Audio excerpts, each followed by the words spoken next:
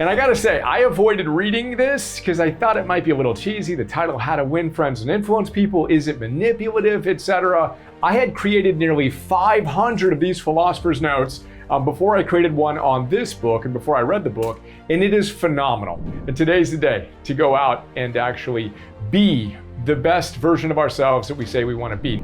All of these ideas have to end in action. He says if you don't want it, then none of this stuff will help you.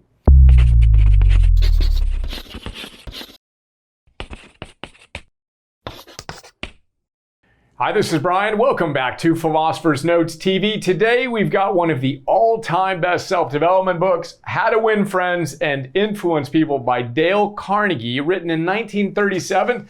The book has sold over 30 million copies. And I gotta say, I avoided reading this because I thought it might be a little cheesy. The title, How to Win Friends and Influence People, Is It Manipulative, etc. I had created nearly 500 of these Philosopher's Notes before I created one on this book and before I read the book, and it is phenomenal. I love Dale Carnegie. He wrote another couple books we've profiled. One, How to Stop Worrying and Start Living, and another one on public speaking. But this book is fantastic, highly recommended, packed with big ideas. I pull out a handful of my favorites in the Philosopher's Note that you can get for free. Just click on the link in the show notes and you can get the 7-page PDF. It's a 20-ish minute MP3 in which I pull out my favorite big ideas that I hope can help change your life.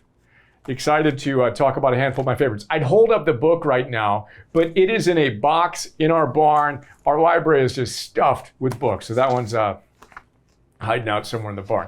But let's get to work. We got 5 ideas I'm excited to cover. First, we're going to start with the magic rule, the number one thing that you need to know in order to change your life and win friends and influence people. Then we're going to talk about principle number 1, the number one thing you need to start doing, technically stop doing, if you want to win friends, influence people. Then we're going to talk about the golden rule.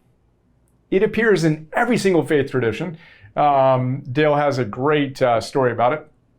And then we're going to talk about mistakes and the importance of owning the mistakes you make and then repairing. Then we're going to talk about Love 2.0, creating micro moments of awesome with people in your life by seeing what's awesome in the individuals with whom you connect. And then most importantly, we're going to +1 it, let's go. I want you to think about the idea that most resonates with you. Not everything will, of course, but whatever most resonates with you, I want to help you move from theory to practice to mastery together today.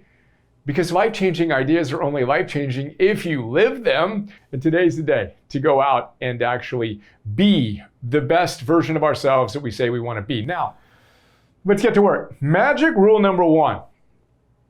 Carnegie says, look, I could give you 1,000 ideas, all of which could be helpful for you, but none of which will actually help you if you don't want it.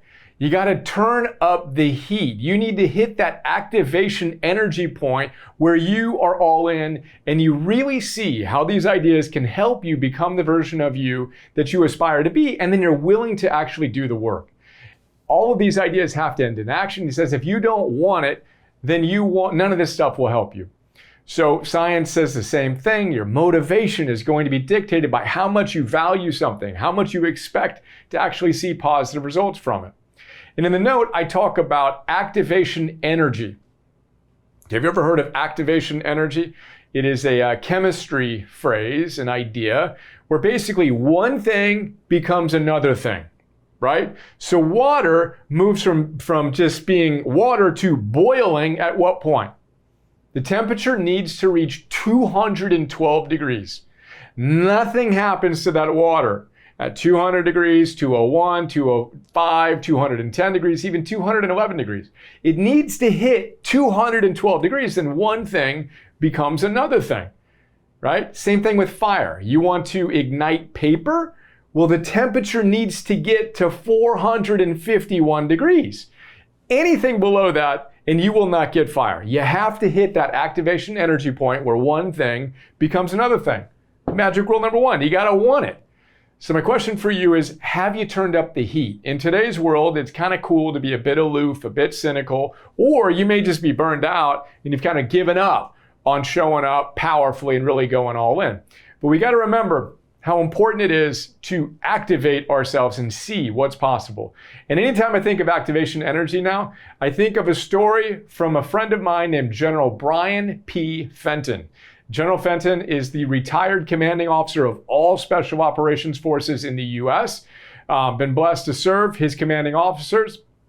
He introduced me to Marcus Freeman at Notre Dame. I was blessed to serve Marcus and his team on day one of the preseason when they went to the national championships. And General Fenton told me a story about a time where he worked and gave kind of a little talk to the lacrosse team at Notre Dame, which was the national championship defending team in lacrosse, and they had just lost. He happened to be on campus, and they said, hey, would you mind, cruising over and giving our guys a little talk?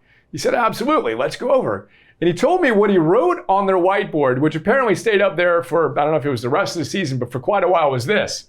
He said, all right, guys, this is your new phone number. This is a hero's phone number, 212-451-2000. Can you guess what that means?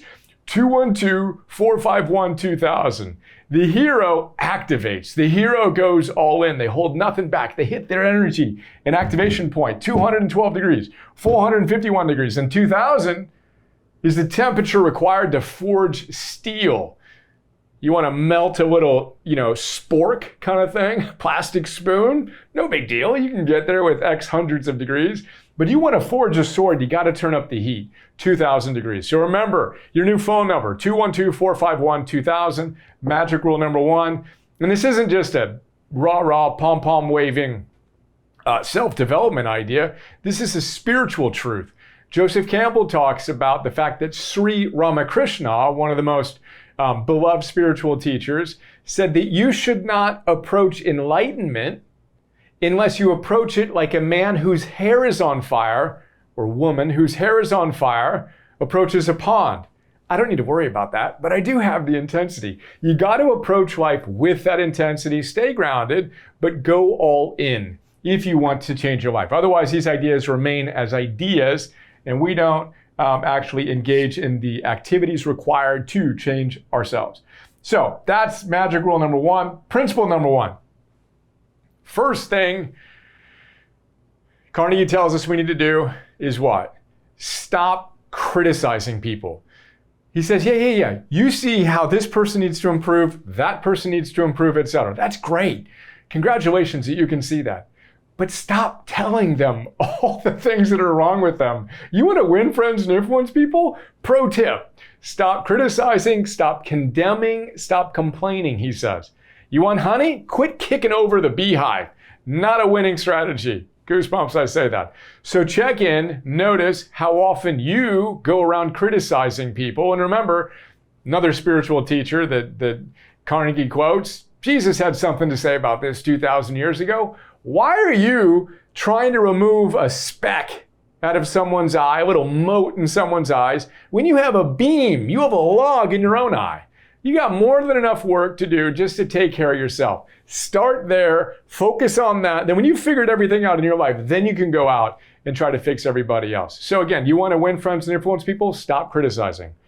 You got 3 fingers. Debbie Ford talks about this, dark side of the light chasers. Anytime you criticize someone, right, you got 3 fingers pointing back at you. Why don't you do the work, attend your own lecture, and you got your thumb pointing up, right, to your higher self. You can imagine what your best version of yourself would do, but turn that around, attend your own lectures, change your own behaviors, quit criticizing other people, which is related to the third idea here, the golden rule. Every single faith tradition, and in the note, I quote everybody. You got the Christian golden rule, of course, you've got a Jewish version of that, you've got an Islamic version of that, you've got a Buddhist, a Hindu, a Taoist. Every faith tradition says the same thing. Treat other people the way that you want to be treated, essentially, right? Pretty straightforward. Again, it's a nice abstraction. The question is, are you living that?